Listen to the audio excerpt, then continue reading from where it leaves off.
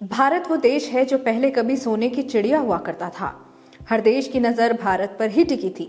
भारत में गुलामी की शुरुआत 1600 ई में हो गई थी, जिसमें डच, फ्रांस, पुर्तगाल, ईस्ट इंडिया कंपनी, ब्रिटिश राज सभी ने भारत के अलग अलग हिस्सों पर राज किया था। केवल ब्रिटिश राज ही पूरे भारत को गुलाम बनाने में सफल हुआ, जो कि वर्ष 1857 से 1947 तक कायम रहा। ये वो दौर था जब ये सोने की चिड़िया मिट्टी की चिड़िया में बदल गई थी।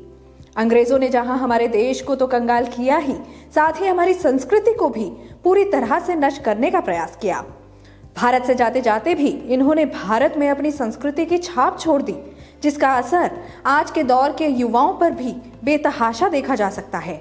आज के दौर में लोग पिज्जा, बर्गर जैसे विदेशी पकवान खाना पसंद करते हैं, जो जुबान को तो स्वाद देते ही हैं, लेकिन ये सेहत के लिए बहुत ज्यादा नुकसानदायक होते हैं। साथ ही अंग्रेजी भाषा, जो पूरी दुनिया में कॉमन लैंग्वेज बन गई है, इस भाषा ने लोगों को इस प्रकार अपना गुलाम बनाया है कि जो लोग इसे बोलते हैं वो अपने आप को मॉडर्न और स्टैंडर्ड वाले समझने लगते हैं, जबकि है तो वो भी एक भाषा ही। लेकिन सवाल यहाँ पर यह खड़ा होता है कि हिंदी को लोग इतना तवज्जो क्यों नहीं देते। अगर हमारा देश आजाद हो ही गया है तो हिंदी को राष्ट्रभाषा और अंग्रेजी को ऑफिशियल लैंग्वेज का दर्जा क्यों दिया गया, जबकि बहुत से देश तो अपनी राष्ट्रभाषा को ही ऑफिशियल लैंग्वेज का दर्जा देते हैं। साथ ही पहनावे के मामले में भी पश्चिमी देश भारत में अपने पांव पसार रहे हैं। अगर आप ध्यान से देखेंगे तो आपको लगेगा कि भारत आजाद होने के बाद भी मानसिक रूप से गुलाम है, लेकिन वहीं पश्चिमी देशों के लोग यहाँ आकर भारत की संस्कृति को अपना रहे हैं। लिव इन रिलेशनशिप, जिसमें रहने वाले लोग शादी किए बिना एक साथ रहते हैं, और वो भी ऐसे जैसे एक शादीशुदा जोड़ा रहता हो। ये संबंध हाल ही में हुए श्रद्धा मर्डर केस के बाद बहुत चर्चा में था। श्रद्धा भी लिव इन रिलेशनशिप में रहती थी, जिस दौरान उसी के लिव इन पार्टनर ने उसके 35 टुकड़े कर दिए थे, जिसके बाद एक के बाद एक केस सामने आते गए। हालांकि ये कितना ठीक है, इसका निर्णय तो आपको ही करना है। खान पान के मामले में भी भारत के युवा पूरी तरह से विदेशी खान पान पर निर्भर हो गए हैं। कुछ गिनी चुनी चीजें ही रह गई हैं जिन्हें वो अपने खाने में शामिल करते हैं, लेकिन बाकी चीजों से तो वो जी चुराने लगे हैं।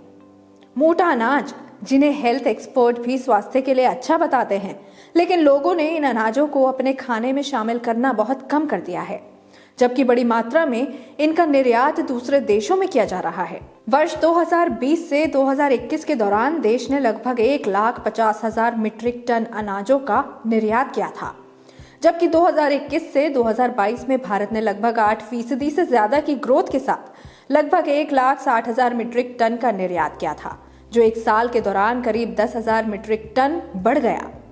आप इससे अंदाजा लगा सकते हैं कि जिन अनाजों की ज्यादातर हमारे देश में ही उपज होती है, उन्हें कोई दूसरा देश हमसे खरीद रहा है। हालांकि ये ठीक भी है, क्योंकि इससे भारत की इनकम भी बढ़ेगी। लेकिन गौर करने वाली बात तो ये है कि हम इन हेल्दी फूड को इग्नोर करके जंक फूड को क्यों अपना रहे हैं। इस प्रकार हम एक स्वस्थ कल्चर को छोड़कर एक अस्वस्थ संस्कृति की दौड़ में शामिल हो गए हैं। लेकिन क्या आपको नहीं लगता कि ये पहनावे और लाइफस्टाइल इसी तरह बढ़ते रहे तो एक दिन भारत की संस्कृति का नाम और निशान नहीं रहेगा। इन सब बातों से ये लगता है कि अगर भारत इसी दौड़ में भागता रहा तो एक दिन देश जरूर अपनी पहचान खो देगा। जिस देश की संस्कृति को लेकर दुनिया में वाह वाह होती थी, आज वो ही देश किसी और देश की संस्कृति को अपना बैठा है। इस पर आपकी क्या राय है, हमें कमेंट सेक्शन के जरिए जरूर बताइएगा।